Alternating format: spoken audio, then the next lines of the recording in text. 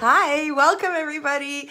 So today we are talking about something exceptionally exciting, neuro-linguistic programming. What the frig is that, right? Well, this is exciting. This is the stuff that we talk about that helps you to take control back of this part up here, this big bad boy in this section here, your brain. It's going to help you get control of that again. So let's talk about that, okay? Hi, Danny. Welcome for everybody who's joining. I see some names starting to scroll up. So yay, thank you for joining me on this wonderful Saturday. So today's discussion is about the powerful synergy between rapid transformational therapy and neuro-linguistic programming, because yes, rapid transformational therapy, which is what I practice, uses neuro-linguistic programming, cognitive behavioral therapy, psychotherapy, and hypnotherapy combined. So today we're going to focus on neuro-linguistic programming alone so you can understand what it's all about, how it helps in personal development and transformation, how these two methodologies stand out as exceptional tools in the mental health game. And today we're going to explore the fusion that offers this holistic approach and how it's creating profound and lasting changes in the mindset, in behaviors, in emotional well-beings of people everywhere. It's helping you to better understand your subconscious mind.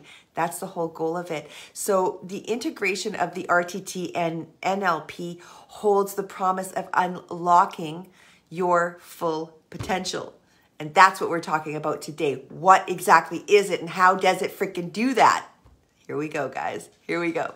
So the definition of NLP, neuro-linguistic programming, is that it's a fascinating field, right, that explores the connection between your thoughts, the language, and your behaviors. Does that sound like something we should be tackling? Yes, absolutely, right? So what it's going to do is it's basically a user manual for your brain, right? That's what NLP is. So if you've ever wanted a user manual for your brain, there it is. It's offered to you right there in NLP. It helps you to unlock the door to all the secrets that you're hiding up here. So the key component of neuro-linguistic programming is that it focuses on the sensory experiences. So the nervous system that influences our thinking and our reaction, that's where we're focusing. So our five senses, the sight, the sound, the touch, the taste, the smell, those all play a crucial role in how we perceive the world around us, you know? And so when one of those are out of whack, you feel like things are missing. Actually, a friend of mine just recently went blind, temporarily blind, but he went blind and he was just overwhelmed and excited and to the moon at how excited he can hear better and he can smell better. And he was hearing and smelling things that he couldn't have before. So he's very excited about that. So when one goes, others come in. But the idea with neuro-linguistic programming is that we're going to tackle all those senses. The idea is to get a hold of all of those senses. So example, you imagine yourself recalling a happy memory from whenever, okay? So maybe you're on a vacation or something like that. Your brain not only stores the images from that day, from that occasion, but it's also recording all the sounds that it had around it, all the smells, the energies that it felt, so the feelings that were associated with it. You know, it's all stored up here. And for those of you who think maybe, oh, okay, well, it's only now. No. Ever since the seed, you as a seed entered your mother's womb, you've been storing those memories up here. So that's what we're going back in with NLP does. It helps you to explore the extrasensory inputs up here that are affecting that emotion and those behaviors, and that sort of thing. So what else is it doing? It's doing linguistics, okay? So the neuro-linguistic programming is part of the game. Hang on, let me drink. So NLP, the linguistic part, is going to affect how language affects your thoughts and behaviors. And trust me, it does. When you tell your brain, I'm tired, I'm dying over here, it's too much, I can't do this. When you're telling your brain that, guess what it does? It gives you a sick leave from work and you become ill. You'll notice that. It might not happen this week, next week, but eventually it's going to get you really, really sick so you can't work because you keep telling your brain, I'm dying over here, right? And your brain is listening to you. So it's not just the words that we're using, but the structure and the patterns of those languages. Because I don't know if you guys understand, but all language is spell casting. I know people are like, ugh, witchcraft. But guess what, guys? Technically, language is witchcraft. Language is spell casting. And everything you say and do, your brain is listening, and you're directing and casting spells onto your mind. And that's basically what's happening on a daily basis in all languages, not just English, but all languages. It's the rhythm in which you're putting things together that your brain's picking it up, and it becomes a spell where your brain then learns and grows with it, right? So you want to consider the difference between saying, I have to go to work, and I get to go to work. By saying I have to go to work, that first one, it's invoking that emotion of obligation. Ugh, this is something I have to do. It's giving it a heaviness to it. I have to, right? But when you say I get to go do this, that's excitement. That's leading with excitement. That's leading with privilege. That's leading with, something that you can have, that you're excited about. And so your brain hears that, and then it becomes excited about going to do that task, so that it makes that task much easier, right? And so the NLP itself is going to help you recognize how those language choices actually impact your mindset. It impacts your entire day because your brain is listening to you. So every word that's going up here or out here is sticking up here. It's hearing it. So I had a client recently who asked me, does it matter that I poke fun at myself, poke fun at my expense, calling myself a chubby bunny or whatever. And yeah, it does matter, because listen, today when you say it, your brain might not hear it and believe it, but you say it a second time, a third time, your brain starts to hear everything and listen to everything. And then guess what? When you say something out loud and then somebody else around you accepts that as truth, you then start to accept it as truth. And therein lies the rub. That's part of the problem. And that's why we tell people, watch what you say, especially about yourself, because you're listening and it hurts you. It literally hurts you. So we want to talk about programming now. We were talking about linguistics, so now we're going to talk about the programming part of the NLP. So that's the learned behaviors section, okay? So this part of NLP actually looks at the learned behaviors, your responses, and those are what often are influencing your experiences in life, your belief systems, and it's conditioning you. So the NLP helps to reprogram and change all of those behaviors, the ones that aren't serving you anymore. That's what it's going to start to do. So an example of that is, let's say you have fear of public speaking, and maybe you were embarrassed in the past or something along the lines, or you saw somebody else get embarrassed and you didn't want that to happen to you. So NLP techniques can actually help you to reprogram your response to public speaking. So by changing the way you think about it, so by removing that fear, it actually reduces the anxiety, and it's going to improve your performance as well. So it's very exciting in that way that you can experience these changes.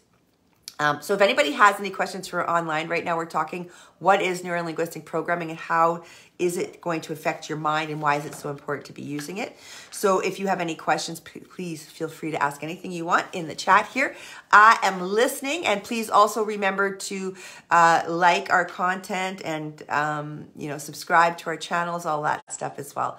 So anchoring now, guys, let's talk about anchoring. Do you know anything about that? So imagine that, okay, your favorite song, the one that always makes you feel happy inside.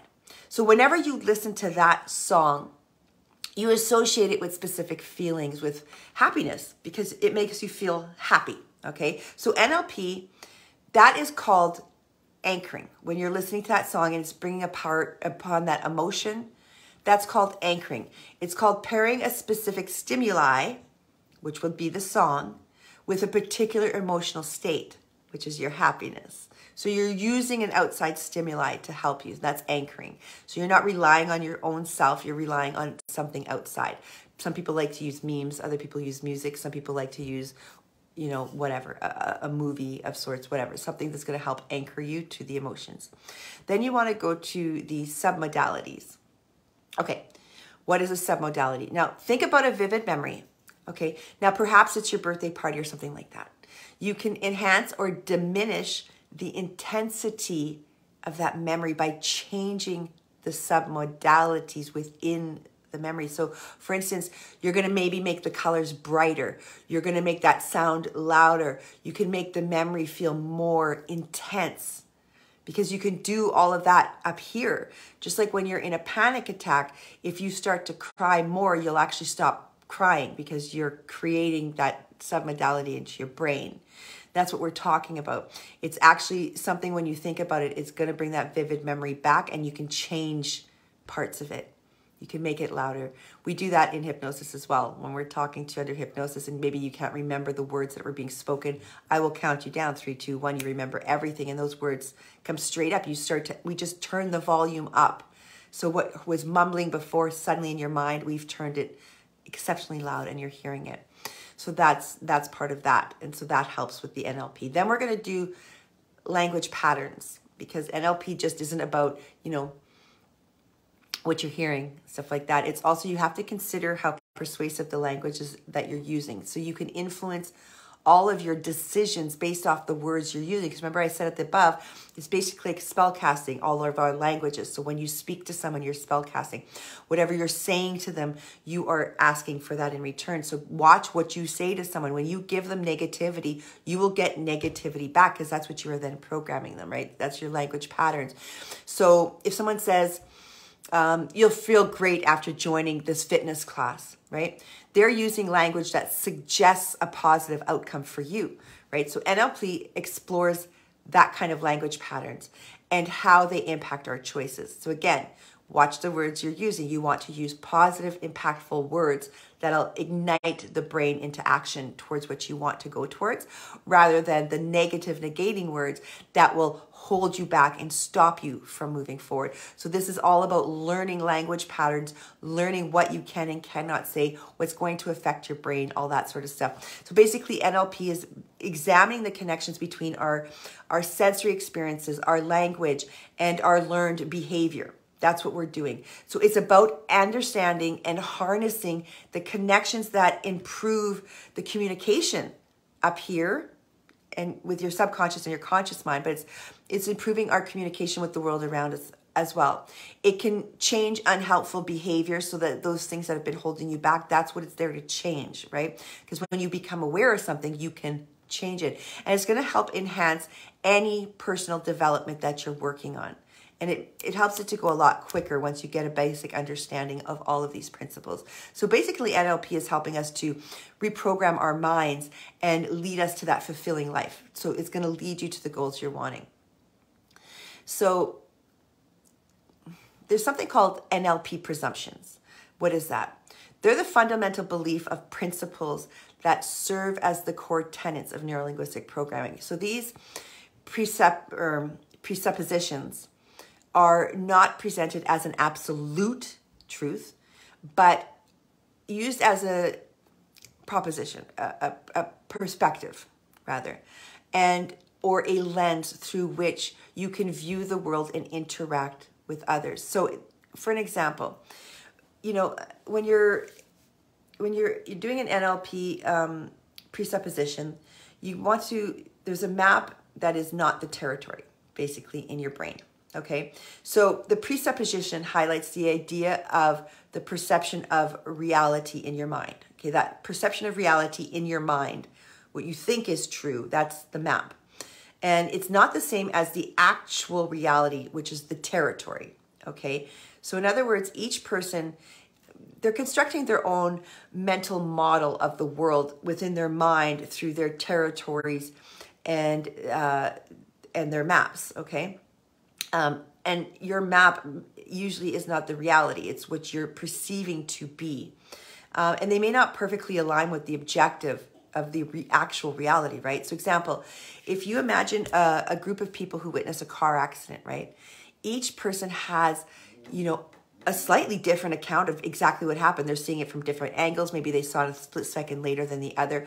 Their emotions also will base what their answer will be towards you as to how that accident happened. So everybody has a different account. They're all perceiving that incident as an individual perspective, right? They all have a sensory perception of that accident, their own. So NLP suggests that the understanding of these different maps then you can start to communicate the empathy, right? So it's about understanding everybody's different map. They were all there, but they have a different map of the event.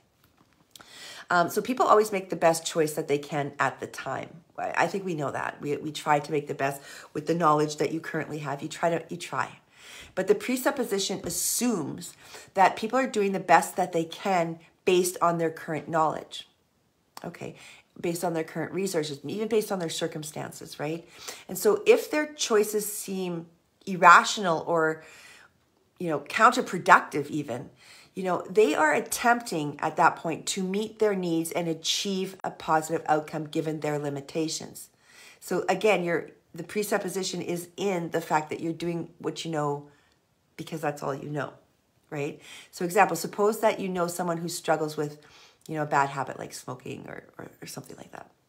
So from the NLP perspective of that, you might consider that they are developing that habit as a coping mechanism to deal with maybe some stress or challenges in their lives.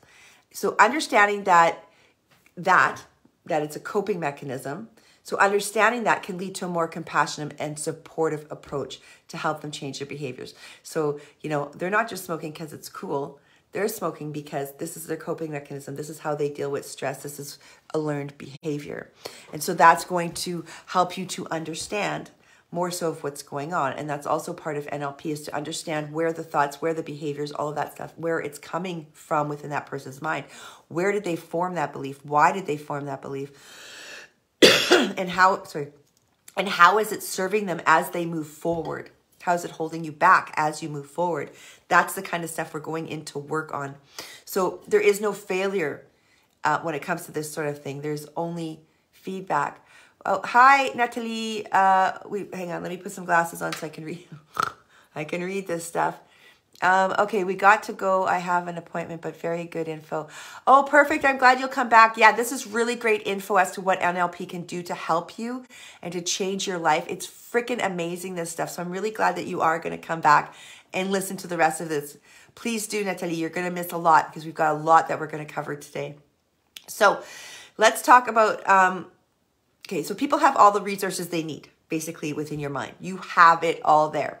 Your presupposition asserts that the individual possesses the inner resources required to achieve their goals and to make positive changes in their life. So we presume that that's the case by assuming everybody got the right tools when they were being raised. You assume that they already know how to fix their issues, which is PS, factual. Every single person on this planet already has all the information up in their brains. They're just not utilizing it because they don't believe in themselves. They don't believe in the power of themselves. They were told they weren't enough, whatever the case may be. That's why. But every single person has the power up here to control their lives. So it encourages people to tap into one's potential. It's going to tap into your potential. It's going to help you to recognize your own limitations that are often, they're self-imposed, guys, because people have all the resources. They just don't realize that you have everything you need. You were taught all the tools, most people. You should have been taught all the tools growing up to get through life. So example, if somebody wants to improve their public speaking skills but believes that they're naturally shy, what NLP is going to suggest to your mind is that you can access that internal resource within yourself. So you can access that confidence. You can access that self-assuredness through this technique of visualization, of anchoring, of reframing, of doing all of these sorts of things that we were talking about above. By doing all of that, you can actually take control of your mind. So these examples illustrate that NLP presuppositions provide a framework for understanding the human behavior and communication as a whole. So by adopting these perspectives, individuals can actually enhance their empathy, their problem-solving abilities, personal development, their confidence, because the NLP presuppositions encourage a more flexible and constructive approach to interacting with others and, navigating through your own freaking life. So now we're going to go to the representational systems within NLP, because that's another important part. So in Neuro-Linguistic program, there's something called the representational system. And that refers to the sensory channels or the modalities through which we perceive our experiences, right, from the world around us. So these modalities primarily include your sight, your sound, kinesthetics, so touch, and feeling, stuff like that. The olfactory, so good old smell, boys and girls, people. And the gustatory, so the taste, okay? So it includes all of that. And of course, when we do put you under hypnosis, you are accessing all of that. You're accessing through your memory, the taste, the smell, the feelings around you, the touch of everything. You're remembering absolutely everything, and it is blaring at you in stereo, in full detail. So the idea behind the representational system is that, you know, the individual tends to favor one or more of these sensories, as we all do. And you don't realize which one you're doing until you lose one. But the idea is you're favoring that sensory channel. And so when processing the information and forming their thoughts or your thoughts and memories, you get an understanding that your preferences can significantly improve your communication and your rapport building skills. So know what your strength is. Some people have hearing as a strength, eyes as a, know what your strength is, and then flow with that one. So an example of a different representational system would be, so let's go with sight. First of all, when visual individuals rely heavily on those visual cues and imageries, okay, which a lot of men out there are very much like this.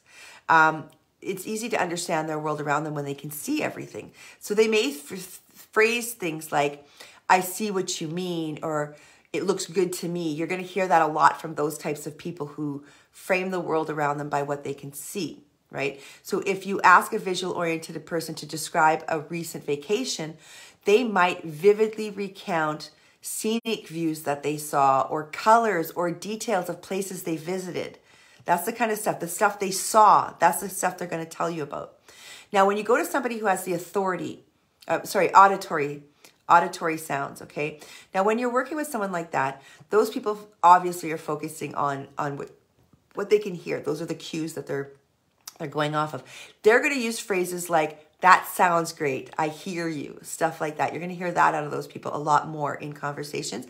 So when they're recalling a memory or an event, they will use auditory terms such as, you know, they heard something, such, or, you know, when I was out on my vacation, man, I heard such great music at this place, or there was so much laughter, or you should have heard the commotion going on, the conversations around me. That's the stuff they're going to bring up first, because that's where their sensory, that's their top sensory, that's what they identify with. So you're going to hear stuff like that coming out. Now, those who have the kinesthetic approach, touch and feelings, okay? Again, those people like the physical sensation of things and emotions. It's going to look like those people are on ecstasy or something like that. They love the feeling of touch. Those are the people who love to come and hug you a little more often than other people do. When they're talking to you, they like to touch you because they see and feel things through life. They feel everything. So they'll talk in phrases like, I feel your pain, or it doesn't sit right with me, you know, stuff like that, because they are basing their sensory perception of the world based on what they can feel and touch, right? So the example of a kinesthetic person, when they're asked about their achievements, they will make descriptions of emotional highs and lows that they've experienced during their journey. They're not going to talk so much about the event itself. They're going to talk about their emotions and how it affected them. Then you get those people who love smell, right? So the olfactory. Hi, Jessica. Nice. Thank you for joining. So people who like smell, or the gustatory, which is the taste. Okay, these represent the systems that are less common, and, you know, because we're using that for everyday communication, but it can still play a role in how somebody's perceiving the world if that's how they're perceiving it, through smell and taste. Those people are more rare than all the other ones, but they do exist. And so these people will use phrases like that are related to taste, obviously. They might recall a childhood memory associated with a smell. So they're going to associate things like a flashback. So when I talk about Costco, let's say, my favorite part of Costco is walking in and smelling cooking bacon and chocolate chip muffins being cooked. That's when somebody says, what do you love about Costco? That's what I say. I love the smell of Costco's baking when I walk in. That's what I love. So that I'm recording it as a sensory of my nostrils when I'm there, because that's how I identify with Costco. So you know, those are those types of people. So understanding and using the representational systems is a bit different. So people often have a dominant representational system. Like we were talking about, some of us are nose, eyes, whatever, whichever one yours is dominant with, which means that they're naturally going to prefer that channel, obviously. So you have to recognize and adapt to someone's preferred sensory systems if you can, because it's going to enhance your communication with these people and your rapport as well. So if you identify somebody talking that way, then you'll know better on how to approach them when you are talking about someone. So for example, if you're in a sales role, let's say, and you're talking to a visual-oriented customer, you can emphasize the visual appeal of your product. So listen for the keywords that they're saying when you're talking to someone. You'll be able to pick up on what they key in with more, which they're leaning in towards more, and you can work towards that. So when when you're speaking with someone who's, about, a kinesthetic person, you might focus on their emotional benefits of the item, how it's going to change your life and build in their emotion, rather than how it makes them feel, than what they're seeing. Okay. So in a relationship, understanding your partner's representational system actually can lead to better communication as well. So it's not only just about understanding yourself. How do you communicate? How do you best perceive the world around you? But you got to understand the people you're talking to. So that's where you're picking up on the words that they're using. So if your partner has the kinesthetic and values physical affirmation, showing them love through touch and hugs and all of that stuff is way more meaningful than saying, I love you. Words mean nothing to those people. So when you say, if you're only saying I love you, but you never touch them, then you're not showing love, right? And for that person who needs to hear the words, if you're only touching them, if you're only giving them hugs to show your appreciation and love, but you're not saying the words I love you, you're not giving them the love they need either, because that's not how they perceive the world.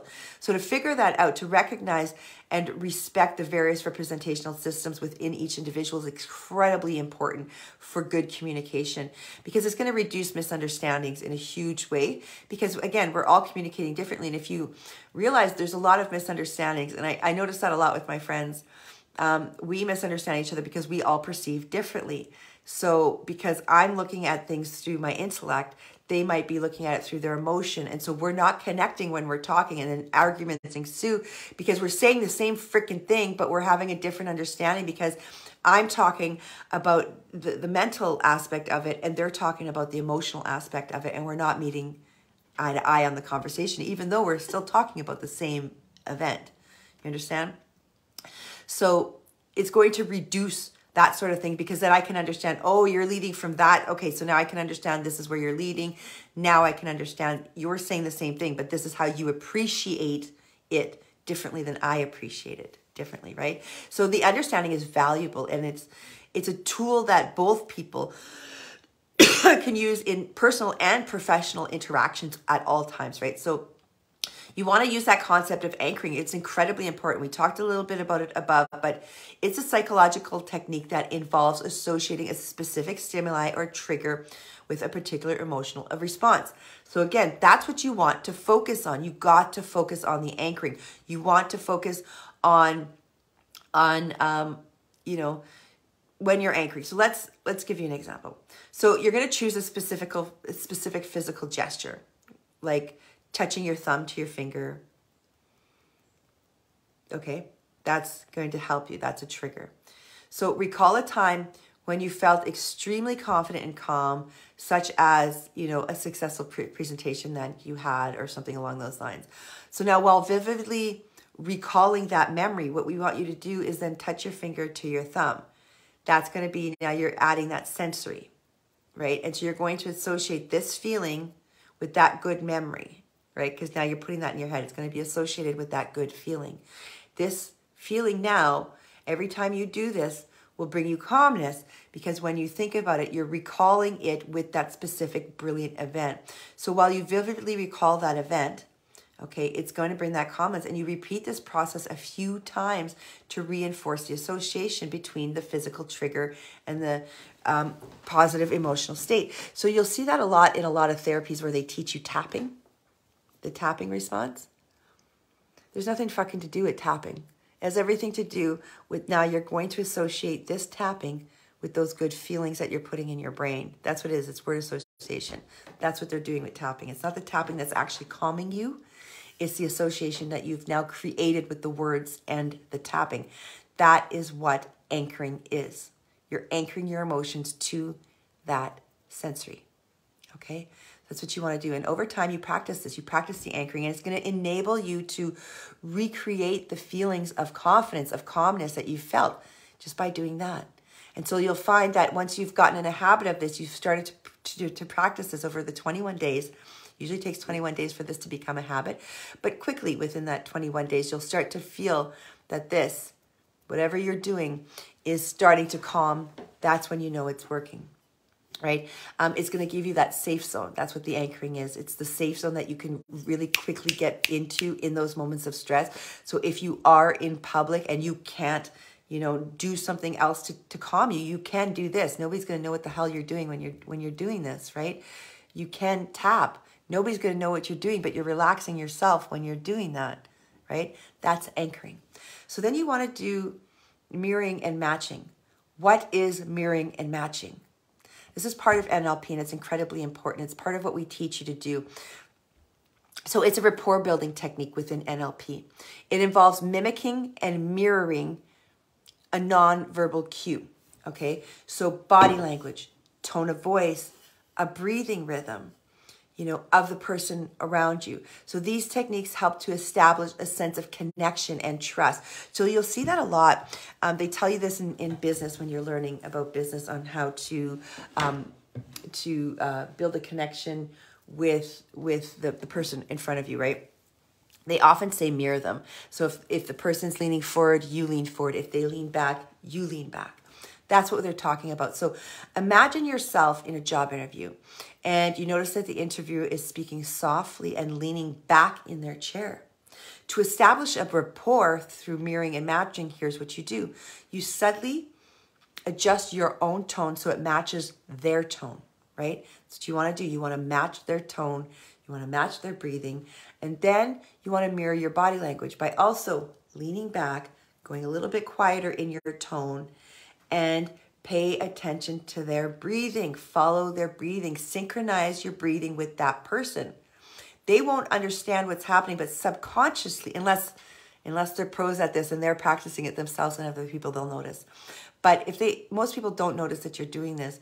And when you pay attention to their breathing rhythms and you anchor yourself, what you're doing is you're matching that person, the interviewer, the friend, whatever. You're matching their nonverbal cues. And you create a subconscious sense of familiarity when you do that. You create a sense of comfort. And you're making it easier to build the rapport and establish positive connections. Now, that being said, don't be freaking obvious. Don't be every time they move, you move. Don't freaking do that. Maybe every second or third movement they do, mirror them. The major actions that they're doing, mirror that. Because when you do that, you're going to build that connection. And it's important to use these techniques as subtly and as genuinely as possible. So again, you'll see over-exaggerated versions of this in movies where you'll see people just like every move somebody makes, or even a child, when you're watching a child next to their father, they're going to mimic every single move daddy makes, right? If daddy does this, they do that. If daddy scratches his butt, they're going to scratch their butt. That's the mirroring technique. Children do that as they're learning with their parents. You're going to start doing that as you're speaking with people because it's going to help to bridge that connection that you have within people. I do it all the time with my clients on calls. Given whatever emotion they're coming in with on that call, I'm going to mirror that emotion. So if they're coming in at a very, very low vibration, there's no way I'm going to be like, hi, happy Monday. I'm so happy you're here. Are you freaking crazy? There's no way I'm going to do that because I've just lost that call, right? That person's going, oh my God, this is too much. I got to go. Bye. And they'll hang up, right? So you want to kind of mirror someone. So this can be applied to various social things, professional contexts, job interviews, negotiations, sales meetings, even personal interactions. Everywhere and anywhere you want to build that trust by doing it in a natural way that they're not going to really observe, because it is an incredibly powerful tool in communication building. And you will become stronger and better at that because of your ability to mirror someone and match their moves, and do it so subtly that they're not realizing you're doing it, right? I notice when people do it with me, I notice right away, but that's because I'm well practiced and well versed in this. So I am noticing, and I just smile and I appreciate that person when they start to do that, because I realize that they're trying to build a connection between us by doing that.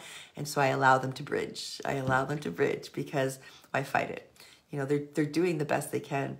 So when you're understanding submodalities, that refers to the finer distinction of the details within our sensory experiences, right?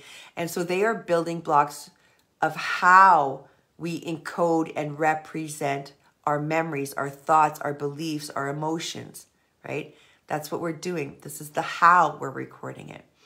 And so NLP understands, or the understanding of it and the manipulating of the submodalities can lead to significant changes within your perception, within your emotional responses, and as well as your thought patterns. So an example of a submodality would be, again, you're talking about the visual, the auditory, the kinesthetics. We talked about all of that stuff. And it's important that you guys understand that this is what's changing and altering perceptions and emotions. So by constantly changing all of your submodalities that we've talked about here with these particular memories and thoughts, you can actually modify your perception of everything, including your emotional responses. They will not be as emotional. You're getting to change the game through the NLP. So what we're going to talk about now is embedding commands.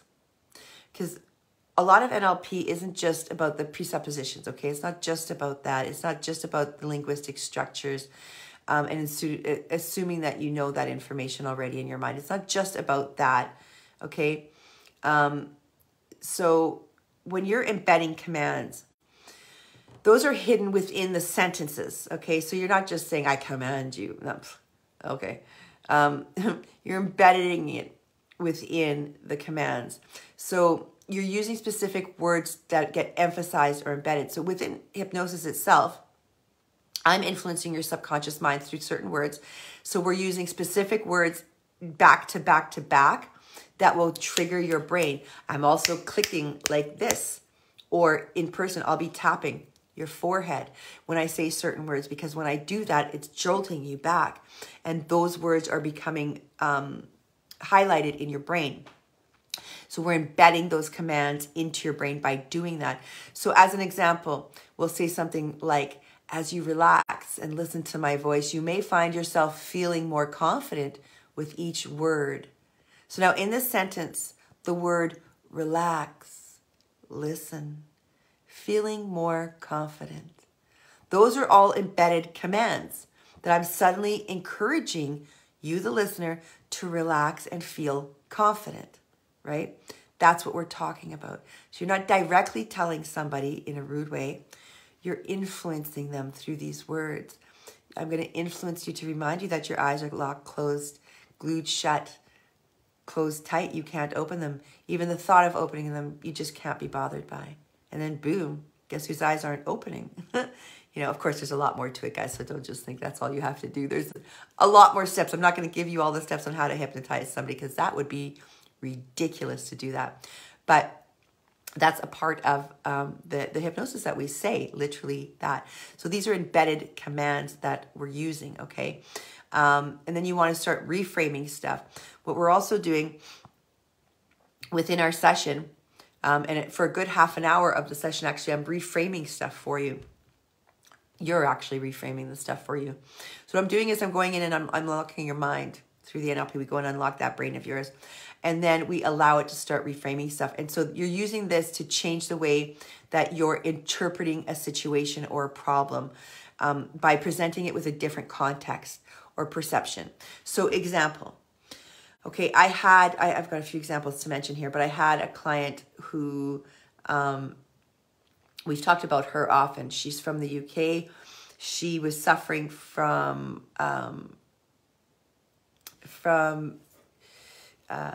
fear of leaving her home, which the words are escaping my brain right now. I'm getting a brain fart, guys. I can't remember what that's called at this freaking moment. But anyway, she couldn't leave her house. Oh, agoraphobia. She couldn't leave her house for, I think it was 3 to 5 years, somewhere in that. And so she was really, really bad. She'd gone to a bunch of therapists, couldn't figure out why. So in the session itself, we found out that she had run into the street for a toy when she was younger and nearly got hit. That fear inside of her just shook her up. And she never released it because her parents then changed the way they behaved, and everybody changed because of that moment. So the reframing aspect of this for her, what I did is I had to go back to that moment it happened in her mind and reframe it for her by telling her once the incident happened that you're safe now, you're okay, you are making better decisions, you never make this mistake again. You understand now what happened, you are safe, you are in control, blah, blah, blah. That's what I'm doing. I'm reframing it so she's not living in the fear, because before those, you're safe, you're in control, she was, I'm out of control, I'm a lost cause, nothing in this world is safe, everything is dangerous. That's where her brain was for her whole life. So we had to reframe it by bringing her back to that moment, letting her hug that younger version of herself. Like she literally, in her mind's eye, had to go back and grab that little girl and hold her in her arms and be like, girl, you're safe, you're with me now. And we had her upgrade that child, bring her into the new world where you are, so that little girl's safe, she never has to worry about that again. We're doing stuff like that in your mind so that you can be released. Another example is, imagine someone has lost their job and they view it as a devastating setback, right? Devastating setback. So they're using the reframing technique that we're talking about here. You can actually help them to see a different perspective. So you might say, losing your job, you know, can be seen as an opportunity, as a fresh start. It's a chance to explore new paths, you know, pursue new passions, do all of stuff, which is what I tell my clients all the time. P.S. When you lose a job, when you lose a partner, when you're losing something out of your life, when something is leaving, that means it is because life is opening up a space for you to bring in something new. So whatever's leaving was no longer serving your life and it had to go. That being said, death, I know people don't like to think of death that way, but oftentimes their path, it's not about, their death is not about your path, it's about their path. So you can't really put that on your reflection. So we don't count that as the setbacks, but you know, even still, sometimes when somebody passes, it's because that person's job on this planet was done, but you're still here, you still have something and you still have to move forward. So you have to go and figure out the lessons meant for you. So we had a client that came in who couldn't stop crying after her husband passed away. They had been married 49 years. And she had never lived on her own, so didn't have her own identity. So when we changed and reframed everything for her, we helped her to realize that, first of all, her husband may have passed away, but he's not gone. His energy is still with her, so she's always with him. She's no longer walking alone. But also that this was an opportunity for her to figure out who she is before she leaves the earth as well, because that's her purpose now, is to figure that out. And we reframed with a whole pile of other stuff. We reframed with, you know, you do have the ability to take care of yourself. You don't need someone else. You are, you're, put your big girl pants on. You're a big girl now. All these sorts of things, you know. Of course, we used her words, not mine, to help her to reframe it all. And that helped her to go from crying every single day to now going out with her family, smiling, happy, to engage with other people in life again, right? And that's the change that happened, because it helped to release that heaviness that she was sitting in, and it was looping. It was looping. So another example would be, you know, you've got a negative interpretation of a job loss. Again, you reframe that as an opportunity to grow and explore things out there. So every time you lose a job, you go, okay, this is because I was saying to the world, I want something better for myself. I wish I could. I want this. You know, whatever it is you're saying to yourself, the universe is now setting you up by making that job go away. So now you have all the time in the world to follow your dreams. That's what it's doing for you. So it's not a negative thing. Nothing's ever negative. It's very positive when you lose employee, because it's going to move you forward. So NLP basically is a reframing tool. It's going to help you to reframe everything that's going on in your canoodles, right? So you're going to help to reframe that thinking, your resolution process. So resolving conflicts, all of that gets changed around. It's going to help you to start to see individual challenges and see the light to that challenge. It's going to help you to reframe everything so nothing's as heavy as it used to be, right? It encourages a shift in perception. It allows you to find solutions for opportunities. It's going to initially, it's going to feel like it's a setback, like it's a problem. But in fact, you're going to have to understand that these reframes, when you're reframing it, you're going to realize that whatever that setback or problem that you initially thought was a setback or problem is not. It's something that's lining you up for greatness. It's lining you up for something even better, and you need to understand that. So through this lesson, we have covered today that NLP concepts and techniques. So we've covered NLP basics. We've covered NLP presuppositions. We've covered the representational system within NLP. We've covered anchoring, monitoring, and matching. We've covered the submodalities. We've covered language patterns and the practical application of this. Now, we've explored NLP concept and techniques. You've explored all of that. It's essential for you to understand how it improves communication. Hi, everybody who's just joining. I've noticed a few more names. Angie, Melissa, a few more names are coming up. Hi, guys. Nice to see you guys. So what we're going to do now is we're going to talk about improving your communication systems a little bit through using the NLP and how that's going to do. So what it's going to do for you is it's actually going to help in personal development. So it encourages the power of anchoring and submodalities. Those are going to encourage your emotional responses, your anchoring,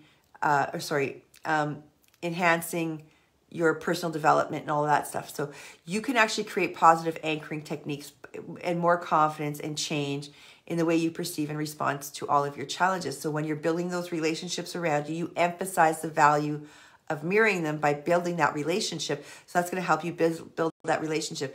Then you do the positive thinking. That's going to highlight the potential for future language patterns about reframing and promoting positive thinking and problem solving rather than looking for negative. You're always looking for positive because now you're positive thinking, you're building relationships, you're doing all that stuff.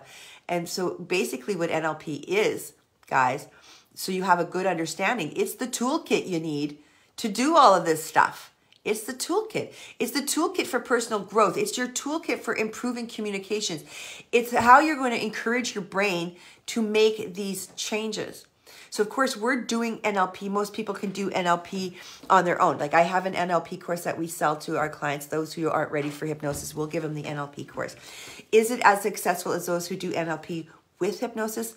Frig, no, it is not. Why, you say? Because rapid transformational therapy freaking rocks, everybody. And that's why. Because the difference between just NLP, which is just you going through paperwork, trying to figure this all out on your own, and trying to do the anchoring and the mirroring and trying to do all of that and make it habits for yourself to create those habits. That's freaking hard to do, especially when you're trying to reverse lifelong habits, right? So oftentimes we find that the clients will give them that course, but they still need the extra. It's not enough for them, right? So they'll need more. So what it's going to do is the rapid transformational therapy in and of itself, right? And neuro-linguistic programming. Those are both going to help you to target this. So NLP, basically, you're doing that on your own. Now, if you add RTT, and what it's going to do is it's going to target everything much quicker. You're going deeper, and you're actually getting to the answers faster, because in NLP, it's layer by layer of that onion. You're taking off layer by layer. It's slow moving. It could take you up to a year, sometimes 2 years, to get through everything through just doing NLP. Now, when you combine NLP with rapid transformational therapy, which is what we do, you actually get that targeted approach. It's going to go faster. So RTT is designed to address deep-seated issues and beliefs and traumas and all of that stuff that's holding you back, right? It's particularly effective for resolving emotional and psychological issues. So for those people who have a lot going on, just doing the NLP course on your own is going to take a very long time. It's very difficult. If you use RTT, it's going to go much quicker because we're able to bypass the conscious mind, which is what you're struggling with through the NLP course on its own. We're able to bypass that through using RTT, go straight to your subconscious mind and get all the same answers and faster, right? And so what we're doing is we're going into your deep subconscious and we're transforming it, okay? So the RTT is focused on accessing and transforming the subconscious mind, which is often the root of the persistent issue. It's in your subconscious. You've locked it in a door somewhere and you've left it there on repeat, right? So this allows you to actually go in and uncover and reprogram that underlying belief and those patterns that have formed earlier on in your life. Because guess what?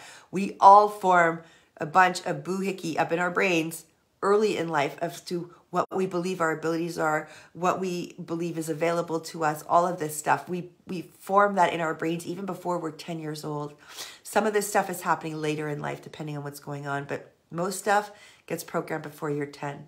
So the other thing rapid transformational therapy is going to do, guys, is rapid results, why it's called rapid transformational therapy, okay?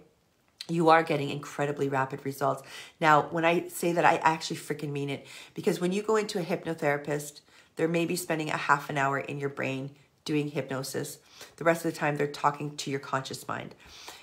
So when you go to a hypnotist, he's maybe spending 15 minutes in your subconscious doing hypnosis, and the rest of the time he's talking to your conscious mind.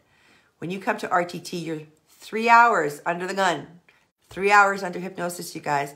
And in that time, we're actually only talking to your subconscious mind. I don't waste time with your conscious mind. It's a waste of my time to do that. I have a friend right now who wants therapy from me, but wants to do talk therapy, and I won't accept him out as a client. There's no freaking way. I'm not wasting my time. That will take me a year or two to get to the same results I can get to in a month or a day. So why would I do that? Why would I waste my time? That's what rapid transformational therapy does. Rapid transformational therapy is all other therapies on steroids. That's why it's rapid. So many people are going to experience these shifts in their mindset, their behaviors within just a few sessions. My clients are experiencing it after the very first session. They all come in for three hypnosis sessions. So it's a 3-month period with me. But within that first 24-hour period of working with me, they're already experiencing changes. We recently had one client who came in with high anxiety. Very next day, that went away. So don't get me wrong, they still have the anxiety, but that anxiety changed from I can't, it's not for me, I don't, I got to run from this. It changed overnight to I know I can do it. I know I'm capable. Now let's figure out how to get this done. Get her done. That's now what they're doing. But they still have the anxiety, but that's reducing. It's only been a week. And so it takes about 3 weeks for that anxiety to reduce all the way down, but it's going down, guys. And every day things are changing because that's what rapid transformational therapy does. It starts the changes instantly within the first 24 hours. Also, what it's going to do is it's customized hypnotherapy. Hypnotherapy is generalized. You're going to a general practitioner when you go see hypnotherapists. They can't fix everything. They can fix the basics. So if you have deep-seated traumas, if you have something that's been long-lasting, if you have something going on forever and ever, amen, that's not going to help you at all, not even a little bit. So don't even bother going to the hypnotherapy. It's actually going to cause things to get worse, because what happens is you go forward, you hit a ball, and then you're going to go backwards, and you'll go backwards 10 steps instead of just back to where you started. That's what hypnotherapy actually kind of does. Because oftentimes they don't get to the real root, they'll get to the first root. Hypnotherapy doesn't dig deep enough. Rapid transformational therapy digs deep. Hypnotherapists don't.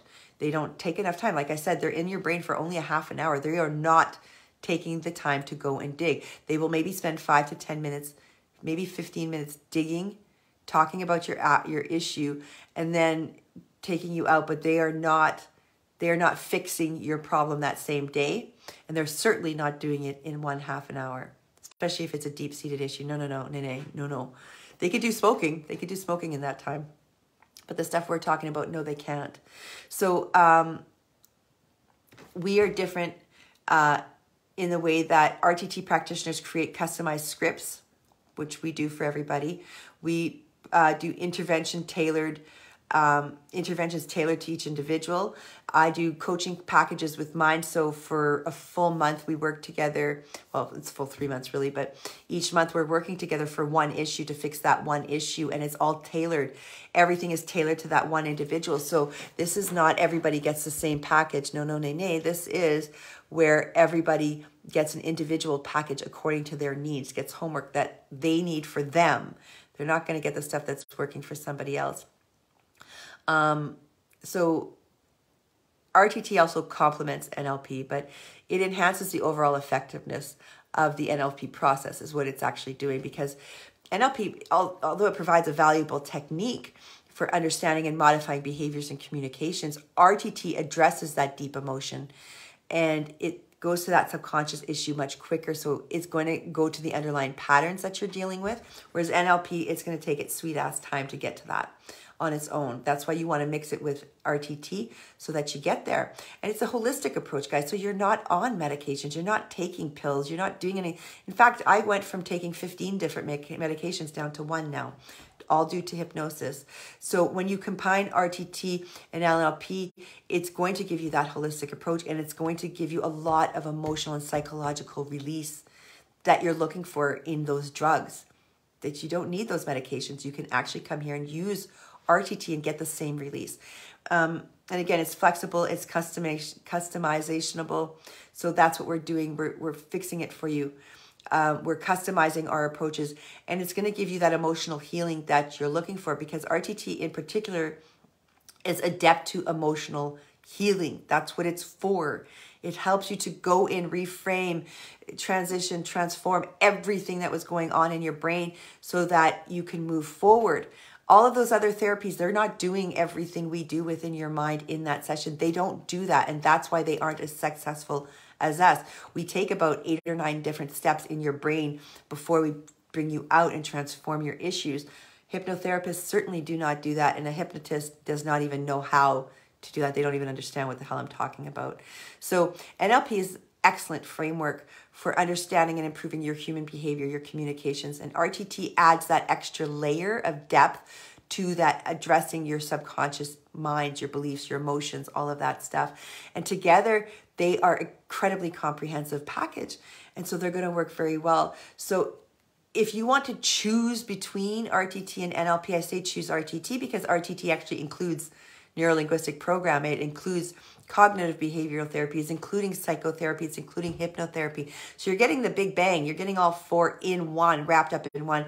RTT is literally the king of therapies right now. So if you want to move fast and if you want to get the results you're looking for, you come here, you get it done here. Now, that being said, this isn't going to be easy. So don't think this is an easy ride.